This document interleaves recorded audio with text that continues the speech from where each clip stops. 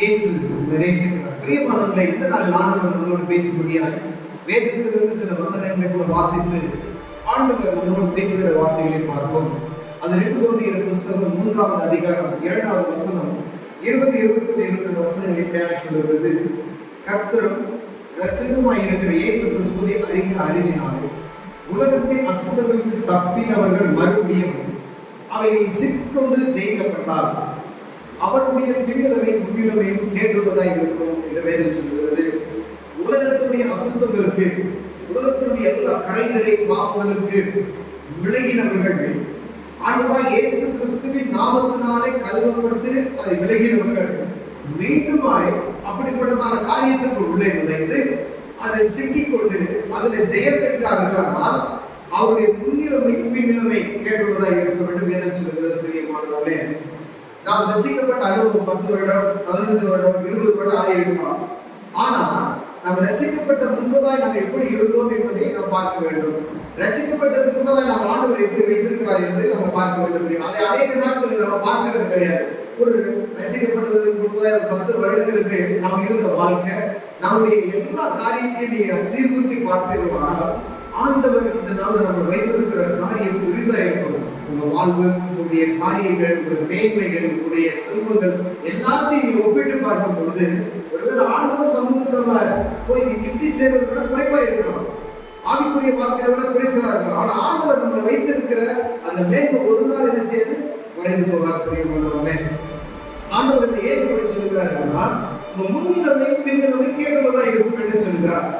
ஆண்டவராக வசனம் ஆரம்பிப்பது, கர்த்தரும் இரட்சகருமாய் இருக்கிற இயேசு கிறிஸ்துவை அறிகிற அறிவினாலே உலகத்தின் அசுத்தங்களுக்கு, ஆண்டவராக இயேசு கிறிஸ்துவை அறிகிற அந்த அறிவினாலே வானத்தையும் பூமியும் படைத்த சர்வ வல்லமையுள்ள தேவன் ஆண்டவராக இயேசு கிறிஸ்து என்ற அறிகிற அந்த அறிவினாலே அறிந்து இந்த பாவங்களுக்கு விட்டு விலகினவர்கள் மீண்டும் அதை தொட்டு அதில் செயல்பட்டார்கள். ஆனால் அவருடைய முன்னிலைமையும் பின்னிலைமை கேடுவதாக இருக்கும் என்று சொல்லுகிற வேதம். பிரியமானவர்களே, ஆண்டவர் ஏன் சொல்லுகிறார்? ஒருவேளை கீழே உள்ள வசனங்களை நம்ம வாசித்து பார்த்தோம்னா, நீ அப்படி விடுதலை பாருங்க, அவர்கள் நீதியின்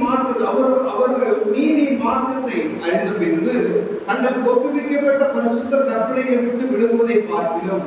பாருங்க, அதை அறியாதிருந்தார்கள் அவர்களுக்கு நலமாய் இருக்கும். இந்த நீதியின் மார்க்கத்தை அறிந்து கொண்டு தங்கள் ஒப்புவிக்கப்பட்ட பரிசுத்த கற்பனைகளை விட்டு விலகுவதை பார்க்கிறோம். இதெல்லாம் நீங்க ஆண்டவர் அறிந்து கொண்டு அந்த கற்பனைகளை விலகுவதை பார்க்கிறோம்.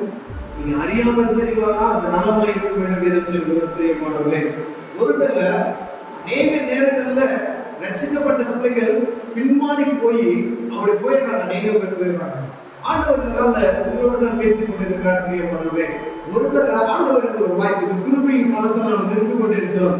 எப்பதான் ஆண்டவராக இயேசு கிறிஸ்து வருவார், அவர் வரும்பொழுது அவருடைய தண்டனைக்கு தப்பித்துக் கொள்ளும்படியால் நீ ரட்சிக்கப்பட்டு பின்மாறி போயிருந்த அப்படின்னு சொன்னா மீண்டும் தேவ சமூகத்துக்கு ஓடி வரும்படி ஆண்டவர் உங்களோடு பேசுகிறார். ஏதோ ஒரு பாவத்துல சிக்கிக்கொண்டு நாய் தன் கட்டிடத்தை திரும்ப திங்குவதற்கு போறார். 21வது 2வது வசனம் பாத்தீங்கன்னா, நாய் தன் கட்டிடத்தை தின்ன கழுவப்பட்ட பன்றி சேர்த்து குரலவும் திருமணம் என்று சொல்லப்பட்ட மெய்யான பழமொழியின்படியே அவர்களுக்கு சம்பவிக்கும் என்று சொல்லியிருப்பாங்க. நாய் தன் கற்பினதை திருமணது போல நீ அப்படி போயிருந்த அப்படின்னா, பன்னி கழுவப்பட்ட பன்னி சேர்த்துல விழுந்துருச்சு திருப்பி அப்படி போயிட்டா அது அறகுறையான ஒரு வாழ்க்கையில இருக்க நீ போயிட்ட. ஒருவர் அப்படிப்பட்ட ஆளுகள் இருந்து ஆண்டவர் பேசுகிறார். நீ வேண்டுமா இந்த ஒரு சமூகம், ஒரு ஆண்டவருடைய சமூகம் உன்னை நோக்கி கூப்பிட்டுக் கொண்டிருக்கிறது. இந்த கிருபையின் காலத்தில் இருக்கும்படிய மீண்டும் ஒரு வாய்ப்பு ஆண்டவரை கொடுக்கிறார். வானத்தையும் பூமியை படைத்த சர்வ வல்லமையுள்ள தெய்வத்தை அறிந்து கொண்டாயா, அப்படிப்பட்ட ஆட்கள் வழிதவறி போனது நிமித்தமாய் ஆண்டவர் ஒரு வாய்ப்பை மீண்டும் உங்களுக்கு கொடுக்கிறார். நீ ஒருவேளை அப்படிப்பட்ட சூழ்நிலை இருப்பீர்களானால் மீண்டுமாய் தேவ சமூகத்தினுடைய ஆண்டவரே என்று அவருடைய சமூகத்தை நீங்கள் மன்னிப்பு கேட்பீர்களானால் ஆண்டவர் ஒரு ரத்தத்தை மீண்டும் உங்கள் மீது தெளித்து உங்களை பரிசுத்தப்படுத்தி உங்களை வீட்டுக் கொள்ள வல்லவராக இருக்கிறார். ஒருவேளை எந்த நேரத்தில் ஆண்டவருடைய வருகை வரும் உங்களுக்கு தெரியாது, எனக்கு தெரியும். எந்த நேரத்தில் வேணாலும் வரலாம். ஆனா இந்த கிருபையின் காலத்தில் இருக்கிற பிரியமானவர்களே, ஒருவேளை இந்த ஆண்டவரை அறிந்து கொண்டு நீ பின்னோக்கி பார்த்துட்டீங்கன்னா அப்படிப்பட்ட சூழ்நிலை இருக்கிற உங்களது ஆண்டவர் சொல்லுகிறார். மீண்டும் அவர்கள் அழைக்கிற ஆண்டவர் மீண்டும் ஒரு வாய்ப்பை கொடுக்கிறார். அவருடைய சமூகத்தை நோக்கி பார்ப்பீர்களானா அவர் உங்களுக்கு மன்னிப்பை கொடுத்து பாவ மன்னிப்பை அழகி மீண்டும் உங்களுக்கு என்ன செய்வார்? ரட்சிப்பின் அனுபவத்தை தருவார். பிரியமானவர்களே, சூழ்நிலைக்கு மேல நம்ம தள்ளப்பட்டு கொண்டு இருக்கிறோமா என்று நம்ம பார்க்கிறோம். ஏன்னா சின்ன சின்ன காரியம் தான் நம்ம முழுமையான ஒரு பாவத்துக்கு தள்ளி கொடுப்பாருல்ல. ஒரு சின்ன காரியம் வரும் பொழுது தேவ சமூகத்துக்குரிய ஆண்டவரே எனக்கு பலம் தாங்க அப்படின்னு சொல்லி கேட்டீங்கன்னா அந்த காரியத்தை குறித்து ஆண்டவர் என்ன செய்வார்? பலம் தருவார். ஏதோ ஒரு காரியம் உங்களை அறியாமையே உங்களை மேற்கொள்ளுகிறது என்பதை நீங்க அறிய முடியும். பரிசுத்த ஆவியானவர் உங்களுக்குள்ள இருந்தால் அப்படிப்பட்ட காரியத்தை குறித்து ஆண்டவர் உங்களோடு பேசுவார். அப்படிப்பட்ட காரியத்தை உங்களோடு பேசும் பொழுது தேவ சமூகத்துக்கு ஓடி ஆண்டவரை நான் குறைச்சலோடு நான் எனக்கு காணப்படுகிறேன், எனக்கு பலன் தாங்க அப்படின்னு சொல்லி கேட்பீங்க அப்படின்னு சொன்னா ஆண்டவர் எனக்கு உங்களுக்கு பலன் தருவார். பிரியமானவர்களே, அப்ப நீங்க அந்த பாவத்திலிருந்து அது விழுந்து போகாதபடி தப்பித்துக் கொள்வதற்கு ஆண்டவர் வழியையும் பலனையும் உங்களுக்கு கொடுப்பார். ஒருவேளை பாவத்துல விழுந்துட்டு நான் பெரிய அசுத்தத்துக்குள்ள மீண்டுமாய் போயிட்டேன் அப்படின்னு சொன்னீங்கன்னா உங்களுக்கு மீண்டுமாய் ஒரு வாய்ப்பை கொடுக்கிறார். தேவ சமூகத்துக்கு நீ மீண்டுமாய் வாங்க, ஆண்டவர் மன்னித்து உங்களை ஏற்றுக்கொள்வார். கண்களை படி ஜெபம் செய்வோம். அன்பின் தகப்பனே, நிறைய நாளுக்கை ஸ்தோத்திரம் ஆண்டவரே, அறிவு எங்களுக்கு இருந்தது ஆண்டவரே. அப்பா, தவறான பாதையில போய் அதை சிக்கிக் கொண்டு உலகங்களை ஜெயித்து விட்டது. மீண்டுமாய் ஒரு இரக்கத்தை வைப்பீராகையா ஆண்டவரே, நீ மீண்டுமாய் மன்னிப்பதற்கு வல்லமையுள்ள தேவனே. இயேசு கிறிஸ்துவின் இரத்தம் சகல பாவங்களை நீக்கி சுத்திகரிக்கப்பட்ட வேதம் சொல்லுகிறது ஆண்டவரே.